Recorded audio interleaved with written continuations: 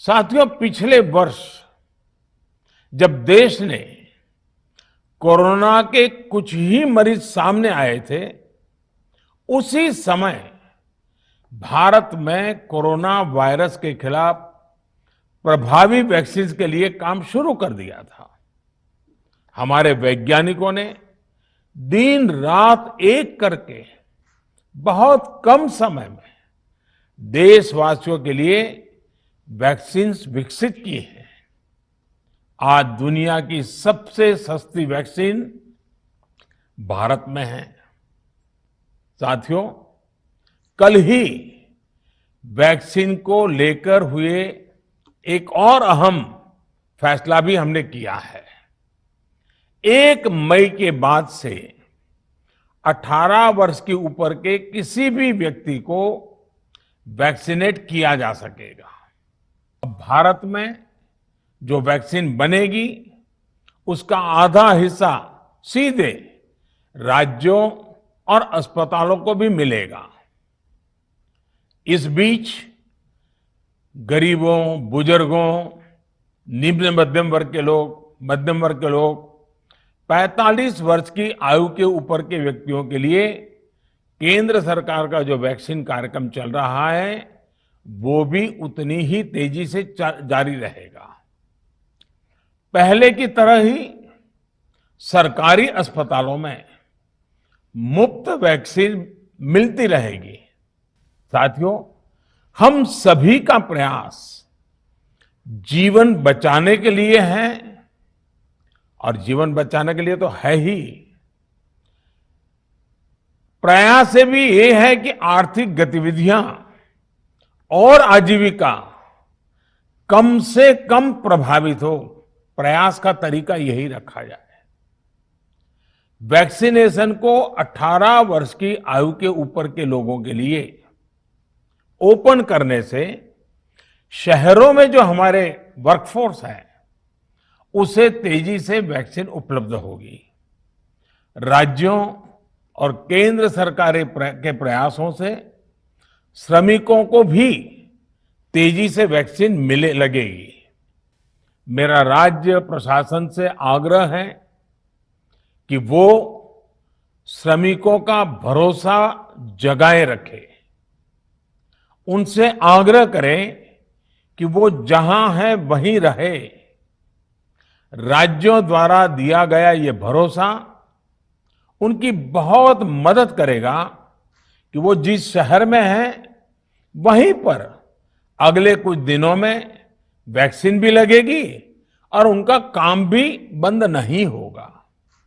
आज हमारे डॉक्टरों ने कोरोना के इलाज की बहुत ही अच्छी एक्सपर्टीज हासिल कर ली है। वो ज्यादा से ज्यादा जीवन बचा रहे हैं।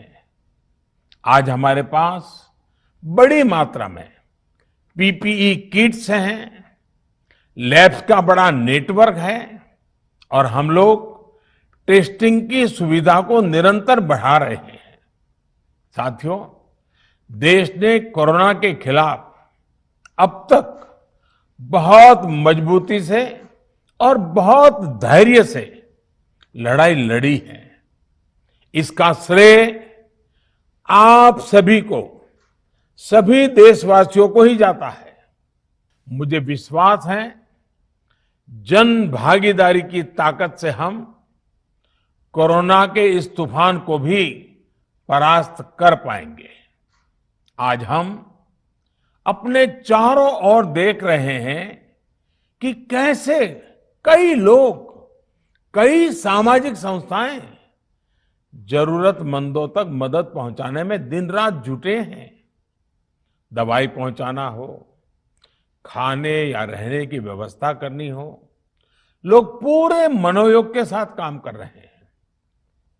मैं इन सभी के सेवा भाव को आदरपूर्वक नमन करता हूं और देशवासियों से अपील करता हूं कि अधिक से अधिक मात्रा में इस संकट की घड़ी में देशवासी आगे आएं और जरूरतमंदों तक मदद पहुंचाएं। मेरा युवा साथियों से अनुरोध है कि वो अपनी सोसाइटी में, मोहल्ले में, अपार्टमेंट्स में छोटी छोटी कमेटियां बनाकर कोविड अनुशासन पालन करवाने में मदद करें। हम ऐसा करेंगे तो सरकारों को न कभी कंटेनमेंट जोन लगाने की जरूरत पड़ेगी, न कर्फ्यू लगाने की जरूरत पड़ेगी, और लॉकडाउन का तो सवाल ही नहीं उठता है, आवश्यकता ही नहीं पड़ेगी। स्वच्छता अभियान के समय देश में जागरूकता फैलाने के लिए मेरे बाल मित्रों ने बहुत मदद की थी। छोटे छोटे बालक, 5वीं, 7वीं, 8वीं, 10वीं में पढ़ने वाले, उन्होंने घर के लोगों को समझाया था, मनाया था। उन्होंने बड़ों को भी स्वच्छता का संदेश दिया था। आज मैं फिर अपने बाल मित्रों से एक बात विशेष तौर पर कहना चाहता हूं। मेरे बाल मित्र, घर में ऐसा माहौल बनाइए कि बिना काम, बिना कारण घर के लोग घर से बाहर न निकले। आपकी जीत बहुत बड़ा परिणाम ला सकती है। साथियों, आज की स्थिति में हमें देश को लॉकडाउन से बचाना है। मैं राज्यों से भी अनुरोध करूंगा कि वो लॉकडाउन को अंतिम विकल्प के रूप में ही इस्तेमाल करें। लॉकडाउन से बचने की भरपूर कोशिश करनी है और माइक्रो कंटेनमेंट जोन पर ही ध्यान केंद्रित करना है। हम अपनी अर्थव्यवस्था की सेहत भी सुधारेंगे और देशवासियों की सेहत का भी ध्यान रखेंगे।